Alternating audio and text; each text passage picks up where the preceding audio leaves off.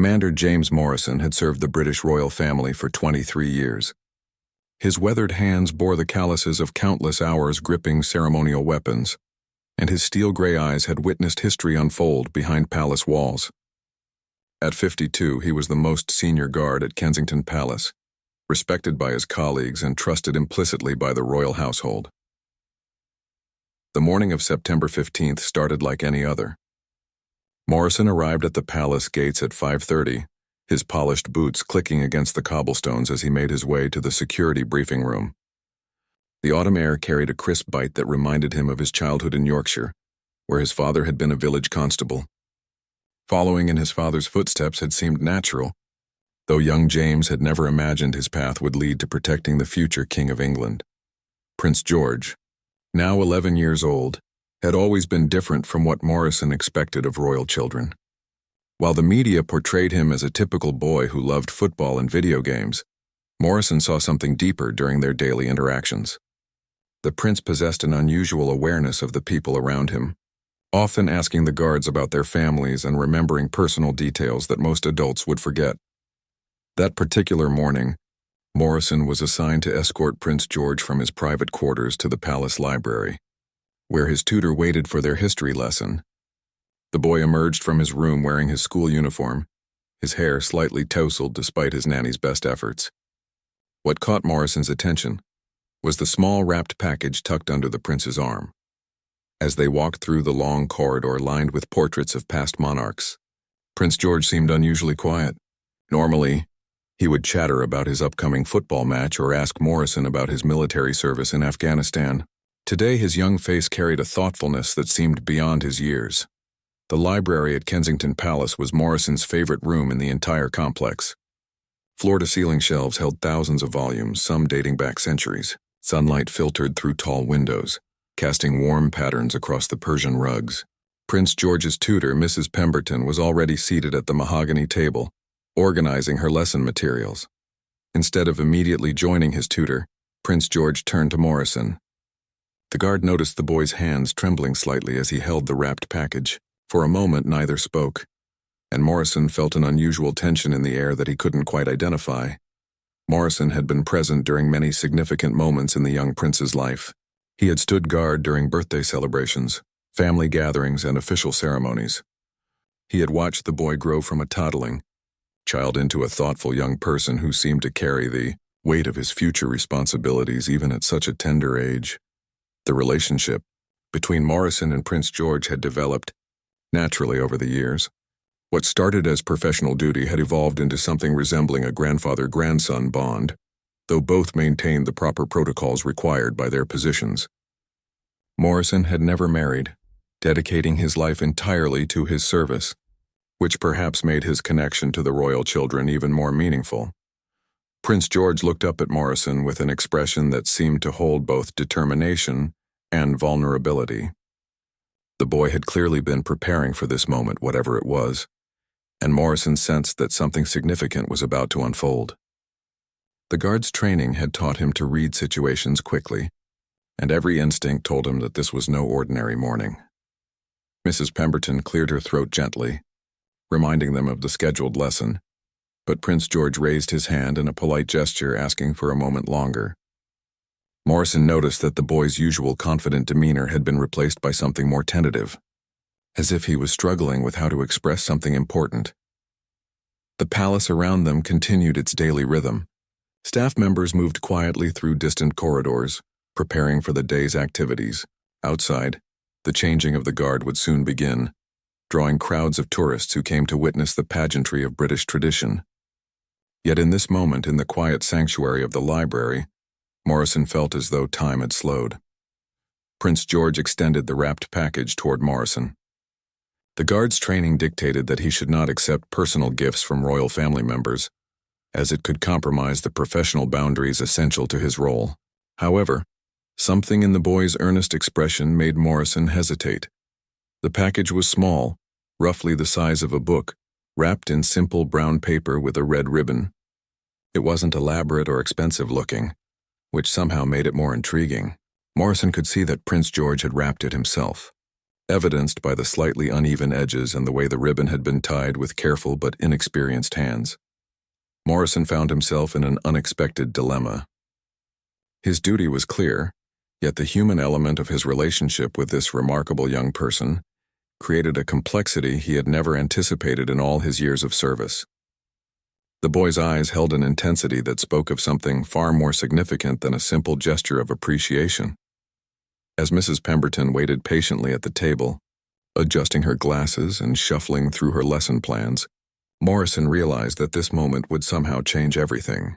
He could feel it in the way Prince George stood straighter, in the quiet determination that seemed to radiate from the 11-year-old's small frame. The morning sun climbed higher, casting longer shadows across the library floor. Somewhere in the distance, the palace clocks began chiming 8 o'clock, their melodious tones echoing through the halls where kings and queens had walked for generations. Morrison looked down at Prince George, knowing that whatever was about to happen would test everything he believed about duty, service, and the unexpected ways that human connections could transcend even the most rigid protocols. Morrison's hands remained steady, despite the internal conflict raging in his mind. Protocol demanded that he politely decline any personal gifts from members of the royal family, yet something in Prince George's expression suggested this wasn't merely a casual gesture of gratitude. The boy's eyes held a depth of purpose that seemed far beyond his 11 years. After what felt like an eternity, but was likely only seconds, Morrison made a decision that would haunt him for weeks to come. He gently accepted the package, feeling its modest weight in his weathered hands. Prince George's face immediately brightened, and a small smile played at the corners of his mouth. Mrs. Pemberton had been watching the exchange with polite interest, but now gently reminded them of the lesson schedule. Prince George nodded respectfully to Morrison and took his seat at the mahogany table. The guard carefully tucked the package into his jacket pocket, feeling its presence like a warm stone against his chest as he took his position by the library door. The history lesson proceeded normally, with Mrs. Pemberton discussing the Victorian era and Prince George asking thoughtful questions about his ancestors. Morrison found it difficult to concentrate on his usual vigilant observation of the room's entrances and exits. His mind kept returning to the weight of the package and the earnest expression on the young prince's face when he had presented it. During a brief break in the lesson, while Mrs. Pemberton gathered additional materials from the far end of the library, Prince George approached Morrison again. This time he spoke in a whisper that barely carried across the space between them.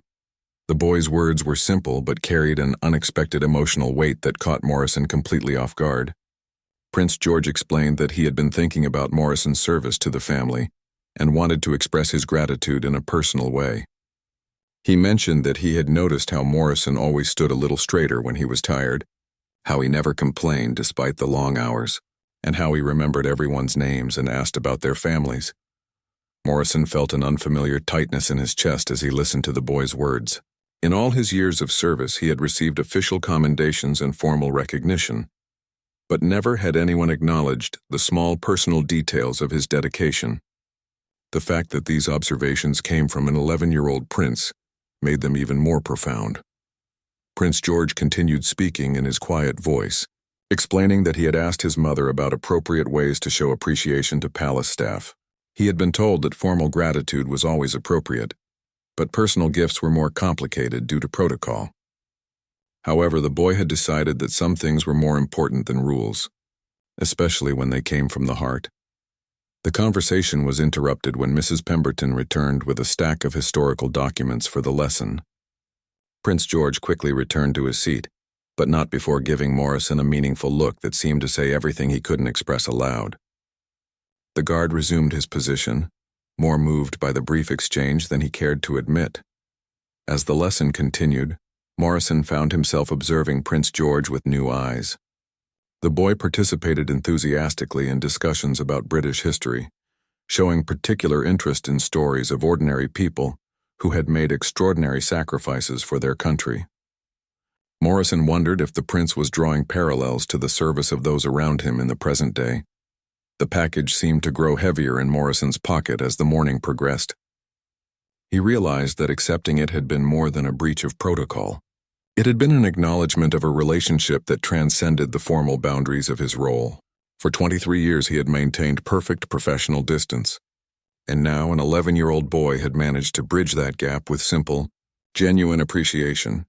When the lesson concluded, Prince George gathered his materials and prepared to leave for his next appointment. As he passed Morrison at the library door, he paused and spoke loud enough for Mrs. Pemberton to hear, thanking the guard for his protection and dedication. It was perfectly appropriate and properly formal, yet Morrison detected the underlying personal warmth that had characterized their earlier private exchange. After escorting Prince George to his next destination, Morrison found himself alone in a quiet corridor of the palace. He carefully removed the package from his pocket and examined it more closely. The brown paper was ordinary, the kind available in any shop, but the care taken in wrapping it was evident. The red ribbon had been tied with the concentration and effort that only a child puts into such tasks. Morrison realized he was at a crossroads. Opening the package would complete his acceptance of this gesture that went against his training and the protocols he had followed religiously for over 2 decades. Yet not opening it would somehow diminish the sincerity of Prince George's offering and the courage it had taken for the boy to present it. The corridor around him was lined with paintings of past monarchs and royal family members, silent witnesses to centuries of palace life. Morrison thought about all the guards who had served before him, wondering if any of them had faced similar moments when duty and human connection seemed to pull in different directions. His hands trembled slightly as he began to carefully untie the red ribbon. The paper fell away to reveal a simple leather journal, well-worn and obviously personal. Morrison's breath caught in his throat as he realized the significance of what he was holding. This wasn't something purchased specifically as a gift. It was something that belonged to Prince George himself. Inside the front cover, written in the boy's careful handwriting, was a message that would change everything Morrison thought he knew about service, loyalty, and the unexpected ways that genuine human connection could transform the most formal of relationships. The words were simple, but their impact on the seasoned guard would prove to be profound beyond anything he could have imagined. The message inside the journal's front cover was written in Prince George's neat, careful handwriting. For Commander Morrison, who makes me feel safe every day and reminds me that being royal means caring for people, not just being served by them. Thank you for showing me what real nobility looks like. Morrison's eyes blurred as he read the words again. In his 23 years of service, he had received numerous official commendations, medals, and formal recognitions.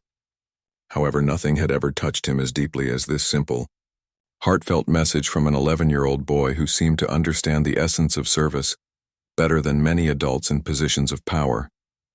As he carefully turned the pages of the journal, Morrison discovered that it contained Prince George's private thoughts and observations about palace life. The entries weren't daily diary records, but rather occasional reflections on the people around him and the lessons he was learning about responsibility and leadership. What struck Morrison most was how frequently the palace staff appeared in these writings, with the boy noting their kindness, dedication, and the personal sacrifices they made in their service. One entry, dated 3 weeks earlier, mentioned Morrison specifically. Prince George had written about watching the guard during a particularly long ceremonial event, noting how Morrison had remained perfectly still and alert, despite what must have been considerable discomfort. The boy had observed that Morrison never complained or showed any sign of the physical strain, and had wondered about the strength of character required to maintain such dedication day after day. Another entry described a moment when Morrison had quietly helped an elderly staff member carry heavy boxes, thinking no one was watching. Prince George had witnessed this small act of kindness and had written about how it demonstrated that true leadership meant serving others, not expecting to be served. The boy had concluded that Morrison was teaching him important lessons about character, without even realizing it.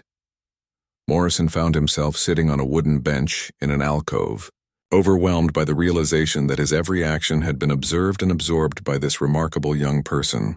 The responsibility he felt toward Prince George suddenly took on new dimensions. He wasn't just protecting the boy's physical safety. He was serving as an example of the kind of person the future king might choose to become. The journal revealed Prince George's struggle with understanding his role and the expectations placed upon him. Several entries expressed his confusion about the balance between privilege and responsibility, his concern about appearing spoiled or entitled, and his desire to be worthy of the position he would someday inherit. Morrison realized that beneath the confident exterior he showed to the world, the boy was grappling with questions that would challenge anyone, let alone a child. One particularly moving entry described Prince George's observations during a charity visit to a children's hospital. He had written about meeting sick children who faced their challenges with courage and optimism, despite having so much less than he did. The boy had questioned why some people suffered while others, like himself, were born into comfort and privilege. He had concluded that his advantages came with an obligation to use them in service of others. Morrison understood now why Prince George had given him this journal. It wasn't simply a gift. It was an act of trust and vulnerability. The boy was sharing his most private thoughts and fears, revealing the depth of his character and his genuine desire to grow into someone worthy of the crown he would one day wear. By accepting this journal, Morrison had become a confidant in a way that went far beyond his official role. The guard realized that Prince George was seeking guidance and reassurance from someone he respected and trusted. The boy had observed Morrison's character and had concluded that here was a person who could understand the weight of responsibility and the importance of serving something greater than oneself. It was both an honor and a burden that Morrison had never anticipated when he first took his oath of service. As he continued reading, Morrison discovered entries that revealed Prince George's awareness of the personal sacrifices made by those who served the royal family. The boy had written about guards who missed family events due to their duties, staff members who worked long hours without complaint, and drivers who remained available at all hours. He seemed to carry a sense of responsibility for these sacrifices, wondering how he could prove himself worthy of such dedication. The journal also contained the boy's thoughts about the meaning of leadership and nobility. Prince George had written about historical figures he admired, not for their power or wealth, but for their character and service to others. He had noted that the greatest leaders in history were those who put the needs of their people before their own comfort and desires. Morrison came to an entry that made him pause. Prince George had written about a conversation he had overheard between his parents about the challenges facing modern royalty. The boy had absorbed discussions about public criticism, changing social expectations, and the need for the monarchy to remain relevant and respected. Rather than being discouraged by these challenges, he had written about his determination to prove himself worthy of the public's trust. The final entry in the journal was dated just the day before Prince George had given it to Morrison. In it, the boy had written about his decision to share his private thoughts with the guard.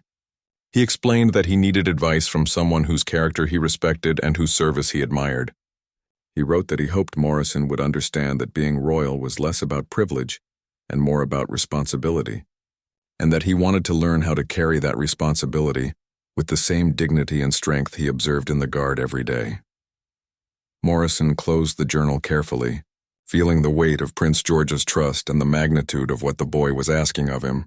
This wasn't about protocol or professional boundaries anymore. It was about a young person seeking guidance from someone he respected, as he prepared for a future that would require extraordinary character and strength. Morrison spent the following days in a state of internal turmoil that affected every aspect of his service. The journal remained in his possession, hidden in his private quarters, but its contents occupied his thoughts constantly. He found himself watching Prince George with new awareness during their daily interactions, seeing beyond the boy's royal status to the thoughtful, sometimes troubled young person who was wrestling with profound questions about purpose and responsibility. The guard's usual professional detachment began to erode as he realized the depth of trust Prince George had placed in him. During ceremonial duties, Morrison caught himself noticing when the boy seemed tired or overwhelmed by the constant attention and formal requirements of his position. He observed how Prince George maintained his composure during public appearances, while clearly longing for moments of normal childhood freedom. 3 days after receiving the journal, Morrison made a decision that surprised even himself. During a quiet moment between the prince's scheduled activities, he approached the boy and requested a private conversation. Prince George's eyes immediately brightened with anticipation and perhaps a touch of anxiety, as if he had been waiting for Morrison's response to his gesture. They met in a small sitting room that was rarely used, away from the bustle of daily palace activities. Morrison had never initiated such a personal conversation with any member of the royal family. and he felt acutely aware of how unprecedented this situation was. However, Prince George's openness and vulnerability in sharing his journal had created a connection that demanded acknowledgement and response. Morrison began by expressing his gratitude for the journal and his deep respect for the maturity and thoughtfulness it revealed. He explained that in all his years of service, he had never encountered someone so young who demonstrated such awareness of the responsibilities that came with privilege. The guard found himself speaking more candidly than he ever had to a royal family member, sharing his own understanding of what it meant to serve something greater than oneself. Prince George listened intently, occasionally asking questions that revealed his eagerness to understand not just the requirements of his future role, but the personal qualities that would enable him to fulfill it with honor. Morrison realized that the boy was seeking not just advice, but a model of character that he could aspire to emulate. The weight of this responsibility was both humbling and overwhelming for the seasoned guard. As their conversation deepened, Morrison found himself sharing stories from his military service and his years protecting the royal family.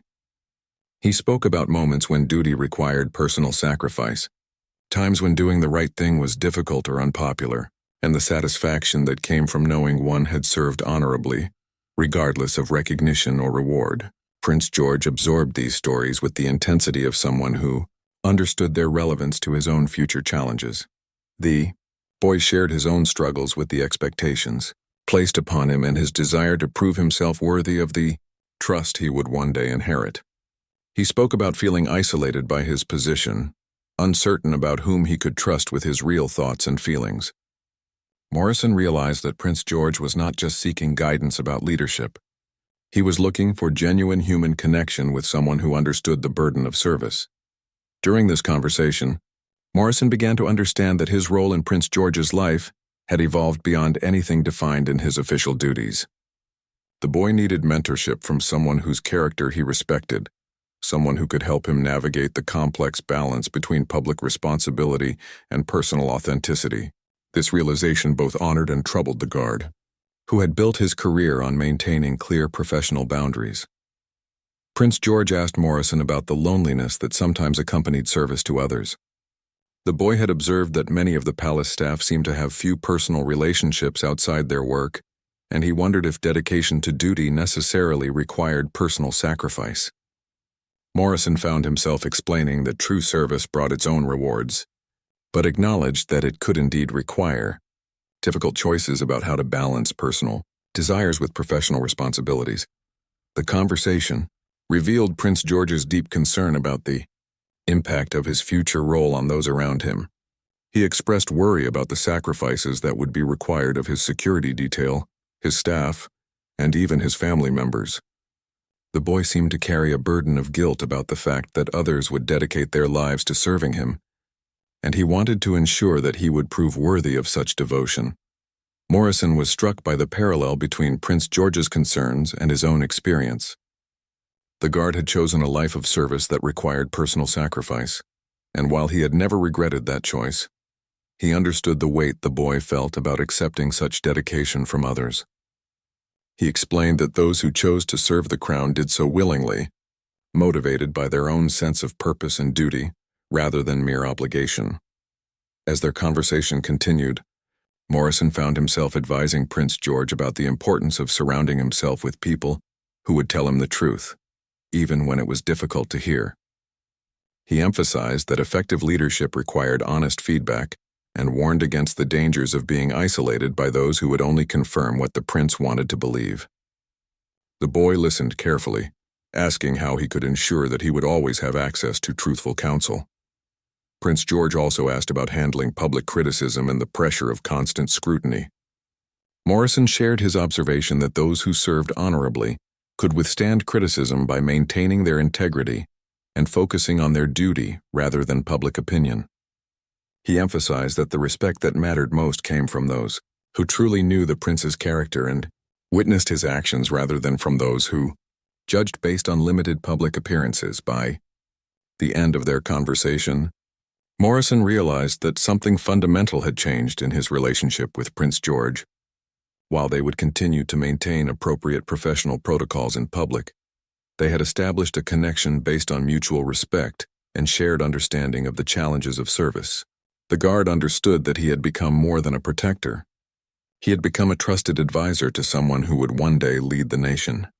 The weeks following Morrison's private conversation with Prince George brought subtle but significant changes to their daily interactions.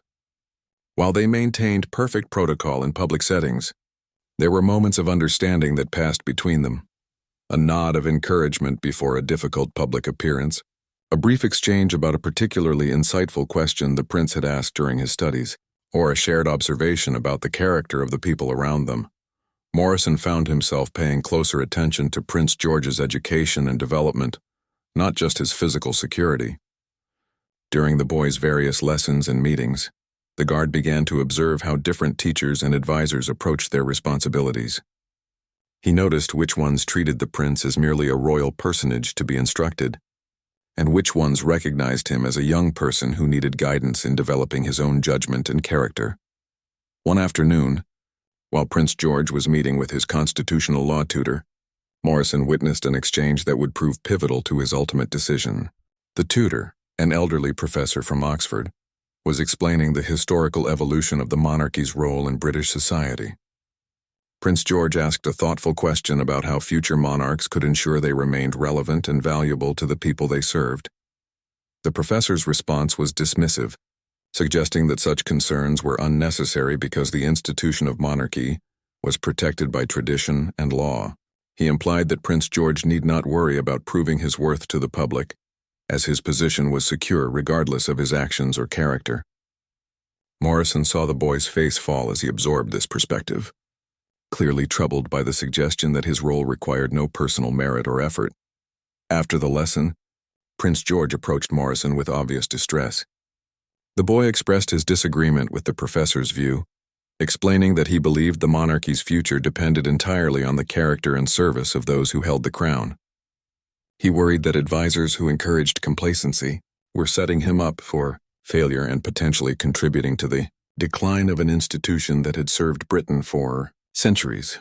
Morrison realized that Prince George was surrounded by people who, despite their good intentions, might not understand the boy's deep need to earn respect through character and service, rather than simply inherit it through birthright. The guard began to see that his role as an honest advisor was not just appreciated by the prince, but desperately needed in an environment where many people hesitated to challenge royal thinking or provide difficult truths. During this period, Morrison also observed Prince George's interactions with various members of the palace staff. The boy consistently demonstrated kindness and consideration that went far beyond mere politeness. He remembered personal details about staff members' lives, asked about their families, and showed genuine concern for their well-being. Morrison realized that these behaviors weren't performed for show, but reflected the prince's authentic character and his understanding that true leadership meant caring for those who served alongside him. However, Morrison also noticed that some palace officials seemed uncomfortable with Prince George's personal approach to staff relationships. There were subtle attempts to redirect the boy toward more formal, distant interactions that maintained traditional hierarchies. Morrison could see that the prince was receiving conflicting messages about how he should relate to the people around him, and the boy was struggling to navigate these different expectations. The tension came to a head during a formal palace event where Prince George was scheduled to meet with various dignitaries and officials. Morrison watched as the boy was coached to maintain proper distance and formality, even with staff members he knew well. During the event, Prince George followed these instructions but appeared increasingly uncomfortable with the artificial nature of these interactions. After the event, Prince George sought out Morrison for another private conversation. The boy expressed his frustration with being told to treat people differently based on their position rather than their character. He questioned whether the formality expected of him was truly necessary or whether it created barriers that prevented him from being an effective leader who understood and connected with all types of people. Morrison found himself in the difficult position of explaining palace protocol while also validating Prince George's instincts about authentic leadership. He helped the boy understand that, while certain formal behaviors were required in public settings, the prince's personal character and private relationships were what would ultimately define his effectiveness as a leader. The guard emphasized that maintaining genuine concern for others while observing proper protocol was a challenging but essential skill for someone in the prince's position. During this conversation, Prince George made a request that caught Morrison completely off guard. The boy asked if the guard would consider becoming more formally involved in his education and preparation for future responsibilities.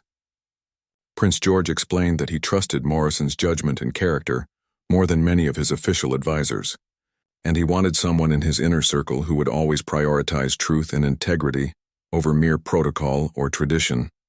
Morrison was deeply moved by this request, but also troubled by its implications. Accepting such a role would require him to step away from his current duties and take on responsibilities that were far outside his training and experience. More importantly, it would mean publicly acknowledging the personal relationship that had developed between them, which could create complications for both the prince and the guard. The boy seemed to understand Morrison's hesitation and assured him that this wasn't a decision that needed to be made immediately.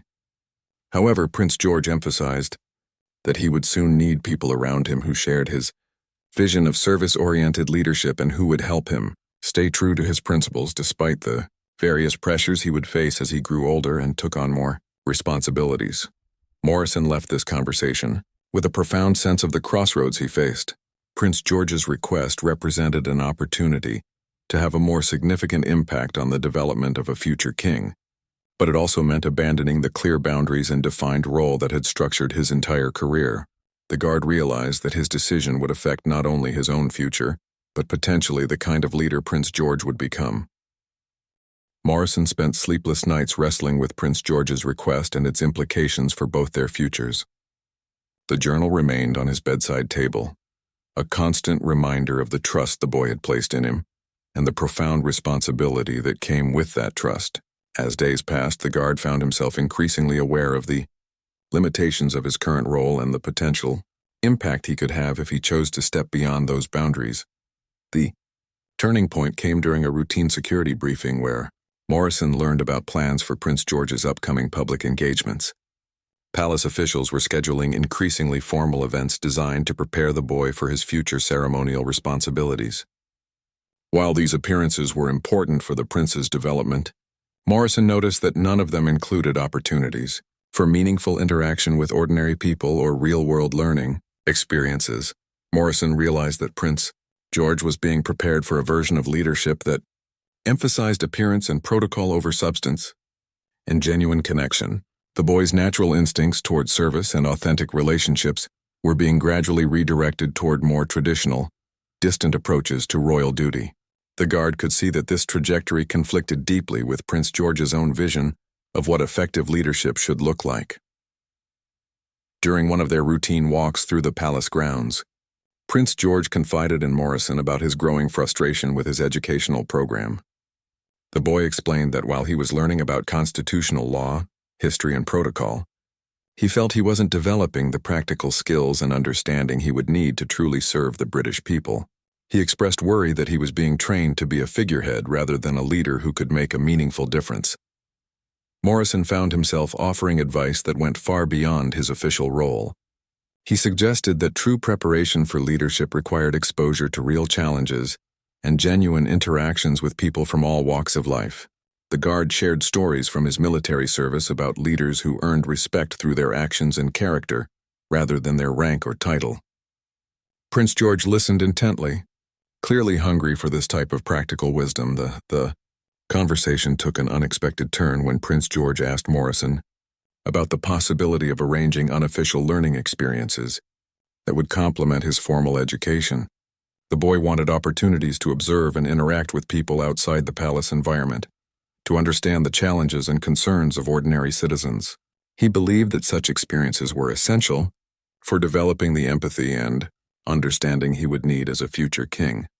Morrison recognized that Prince George was asking him to help facilitate activities that would likely be discouraged or forbidden by palace officials. The request required the guard to choose between following established protocols and supporting what he believed was in the prince's best interests for his development as a leader. The decision would test everything Morrison believed about his duty and his relationship with the royal family. After careful consideration, Morrison agreed to help Prince George arrange discrete opportunities for real-world learning. They began with small, carefully planned excursions that allowed the prince to observe different aspects of British society without drawing attention or creating security risks. These experiences had a profound impact on the boy, reinforcing his belief that effective leadership required understanding and connection with the people he would one day serve. However, these activities could not remain secret indefinitely. Palace officials eventually became aware of the unauthorized outings, and Morrison found himself called before senior administrators to explain his actions. The meeting was tense and uncomfortable, with officials expressing concern about security protocols and the appropriateness of a guard taking such initiative in the prince's education. Morrison defended his actions by explaining Prince George's need for authentic learning experiences and his belief that the boy's development was being limited by overly restrictive approaches to his education. The guard emphasized that all activities had been carefully planned to ensure safety while providing valuable learning opportunities. However, he could see that his explanations were not well received by officials who prioritize protocol over innovation. The meeting concluded with Morrison being formally reprimanded and warned that any future unauthorized activities would result in his dismissal from service. The officials made it clear that his role was to provide security, not to influence the prince's education or development. They emphasized that decisions about Prince George's preparation for future responsibilities were the domain of designated advisors and educators, not security personnel. Morrison left the meeting knowing that his relationship with Prince George had fundamentally changed his approach to his duties. He could no longer simply follow orders without considering their impact on the boy's development and well-being. The guard realized that his loyalty to the prince now extended beyond physical protection to include concern for the young man's growth into an effective and honorable leader. When Morrison informed Prince George about the reprimand and the restrictions that had been placed on their activities, the boy was clearly distressed. Prince George expressed frustration that palace officials seemed more concerned with maintaining control than with ensuring his proper preparation for leadership. The boy asked Morrison whether he would continue to provide honest guidance despite the official disapproval of their relationship. Morrison assured Prince George that his commitment to the boy's well-being remained unchanged, but he also explained the practical limitations that had been imposed on their interactions. The guard emphasized that while they would need to be more careful about how they conducted their conversations, the trust and respect between them would continue to influence how Morrison approached his duties. This conversation marked the beginning of Morrison's gradual realization that his time as Prince George's guard was coming to an end. The restrictions placed on his role made it increasingly difficult for him to provide the type of guidance and support the boy needed. More importantly, Morrison began to understand that his presence might actually be limiting Prince George's ability to develop relationships with advisors who could operate more freely within the established palace structure. Morrison's decision to resign crystallized during a quiet moment 3 weeks after his formal reprimand. He was standing in his usual position outside the library, where Prince George was receiving his weekly constitutional studies lesson. Through the partially open door, he could hear the boy asking thoughtful questions about the monarch's role in modern society and the importance of earning public trust through service and character. The tutor's responses were technically correct but lacked the passion and understanding that Morrison knew Prince George craved. The academic explanations of constitutional theory failed to address the boy's deeper questions about how to be a leader who truly served the people's interests. Morrison realized that the prince needed advisors who shared his vision of meaningful service, not just those who could recite established protocols and historical precedents. That evening, Morrison returned to his quarters and carefully composed a letter of resignation. Writing it proved more difficult than any report he had ever prepared during his military or palace service. How could he explain that his loyalty to Prince George had grown beyond his official duties? How could he convey that stepping away from his position was actually an act of service rather than abandonment? In his letter, Morrison explained that his relationship with Prince George had evolved in ways that made it impossible for him to remain effective within the constraints of his official role. He emphasized his continued commitment to the boy's well-being, and his belief that the prince needed advisors who could operate more freely within the palace system. The guard expressed his conviction that Prince George would grow into an exceptional leader, but only if he was surrounded by people who understood and supported his vision of service-oriented monarchy. Morrison requested a final private meeting with Prince George before his departure. When they met in the small sitting room where they had shared so many meaningful conversations, the boy immediately sensed the gravity of the situation. Prince George listened silently as Morrison explained his decision, his young face reflecting a mixture of disappointment, understanding, and determination. The prince's response revealed the maturity and wisdom that had impressed Morrison from the beginning of their relationship. Prince George thanked the guard for everything he had taught him about character, service, and integrity.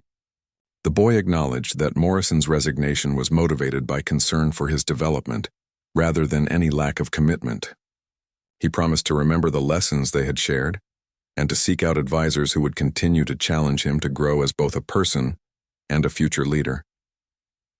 Prince George then made a request that caught Morrison off guard one final time.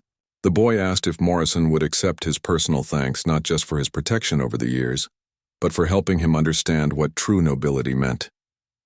He explained that their conversations had shaped his understanding of leadership more than any formal lesson or official instruction.